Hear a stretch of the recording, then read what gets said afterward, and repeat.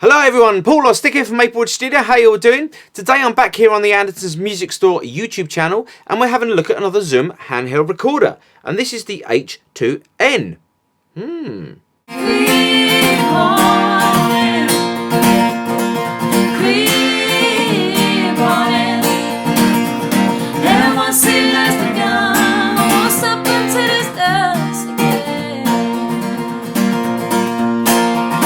So this is the H2N from ZOOM. As you can see up there on the camera, it's a really small handheld, pocket-sized really, recording device.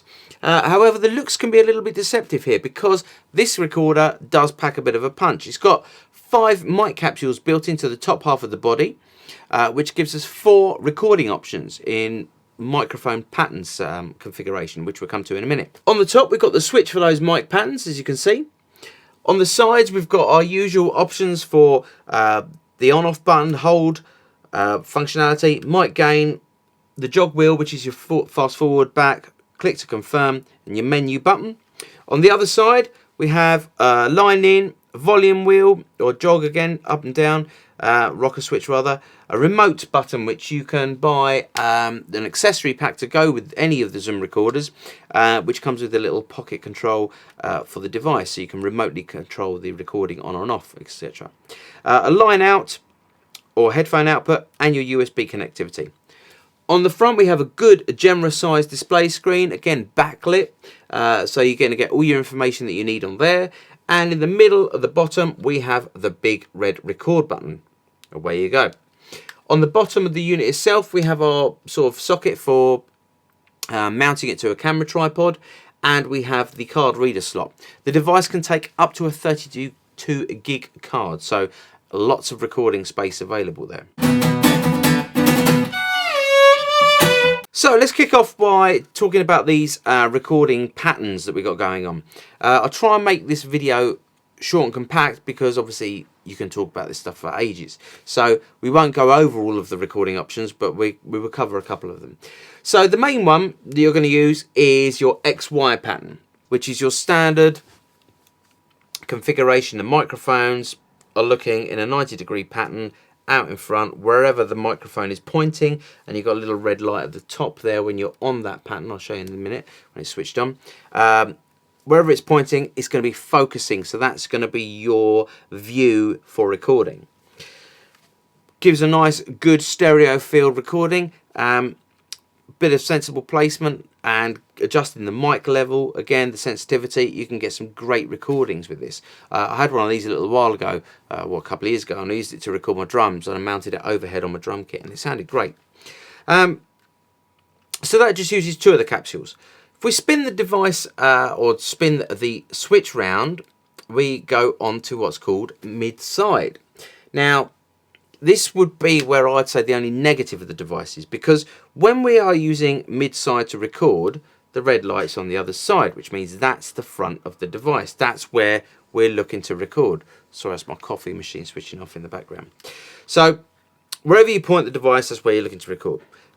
If you're on your own using this device, it becomes a bit of a problem, because all of a sudden, if you're playing guitar, you're looking at the blank side of the device. So again, when I use this to record my drum kit, for example, I mounted it above my drums and I can't see the microphone level meters. Little bit of a niggle there. You've got to set it up with your headphones, listen for clicks, pops. You do get a flashing indication when the mic gain is too hot on the top of the device.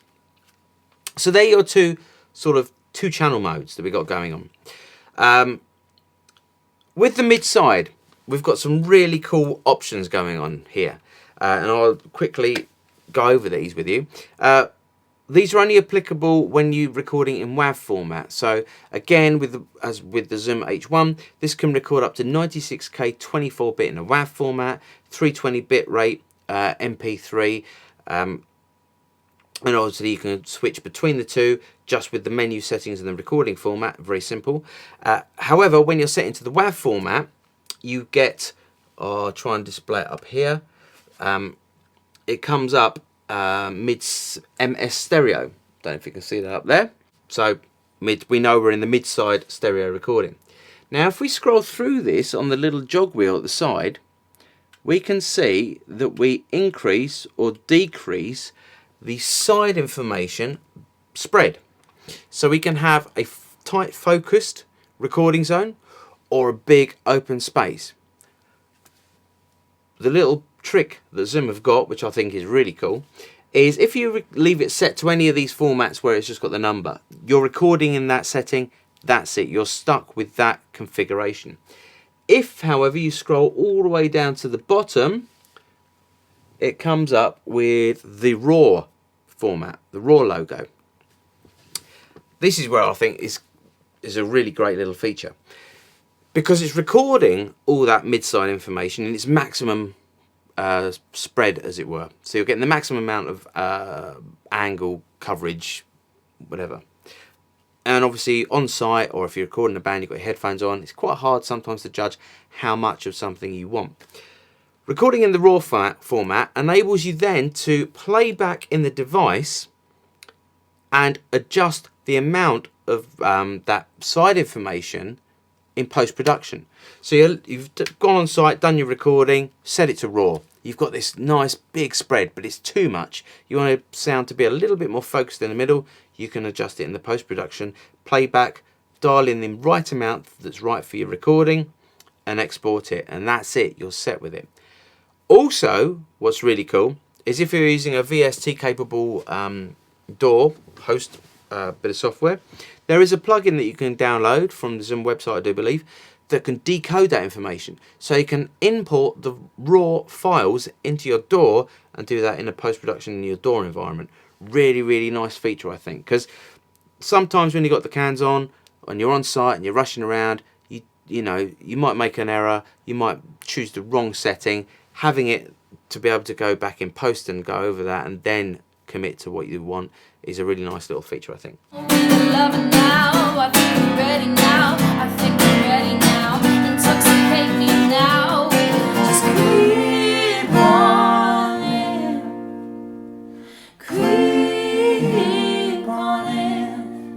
That feature is also available in the 4-channel and the 2-channel stereo modes.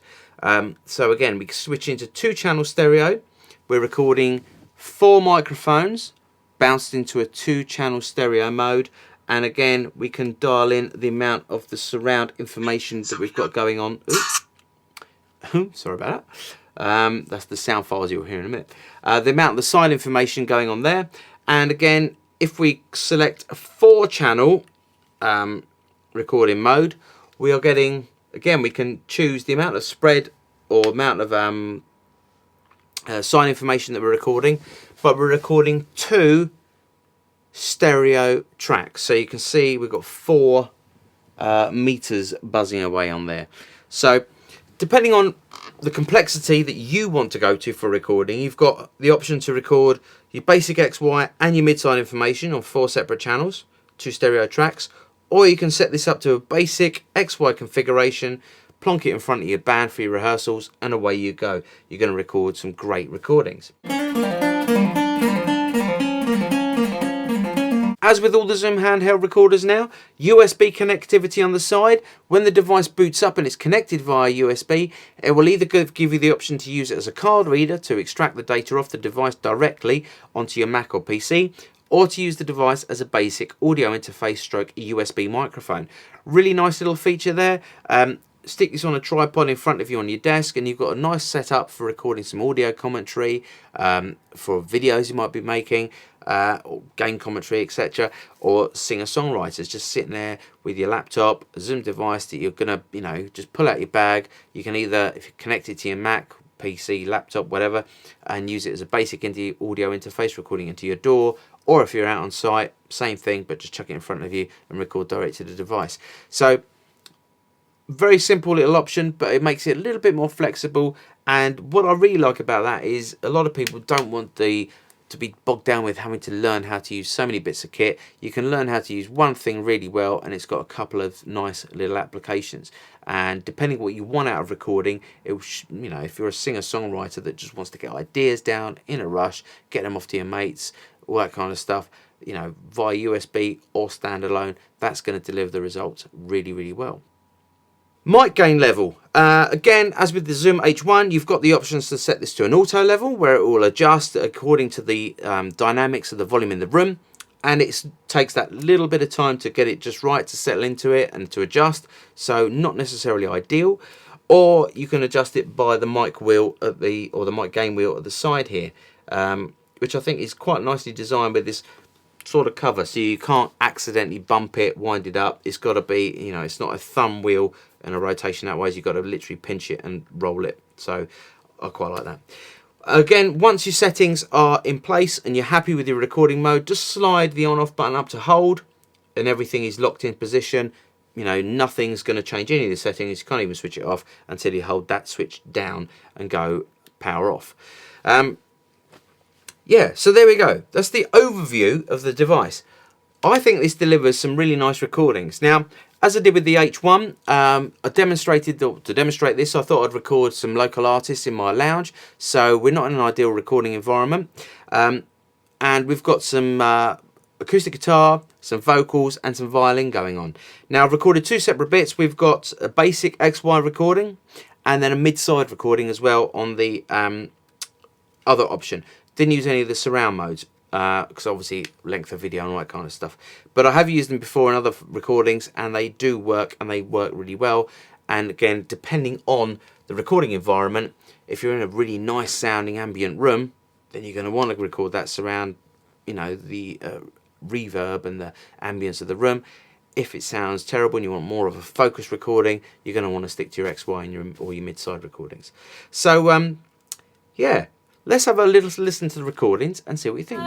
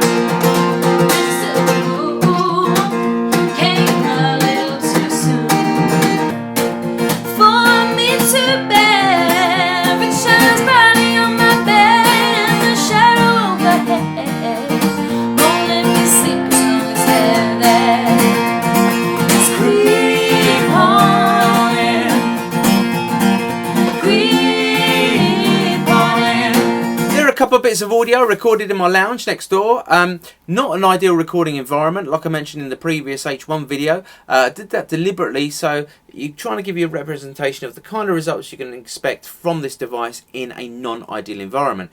If we're recorded in here, as I am now using it to record the speech, you're going to get a lot of tighter, less reverb, all that kind of thing, with these acoustic treatment on the wall and the ceiling, and it's just going to control the sound. It's going to sound a little bit more professional. And then over this in post-production, I'll just put a limiter to bring it up to level. Very simple stuff. And if you've got basic door, you know, any of the doors, even GarageBand, you're going to be able to do that. And the device comes bundled with Wavelab LE as well. So you've got all the tools you need to get some great audio for this device. A couple of things that I really like about it. The analog mic gain wheel has a really nice feel to it. Nice positive, and you can make those gentle increment sort of adjustments, so you're not going up in half dB steps again or whatever. It just nice, able to control that, and it's got a nice reaction when you're using it.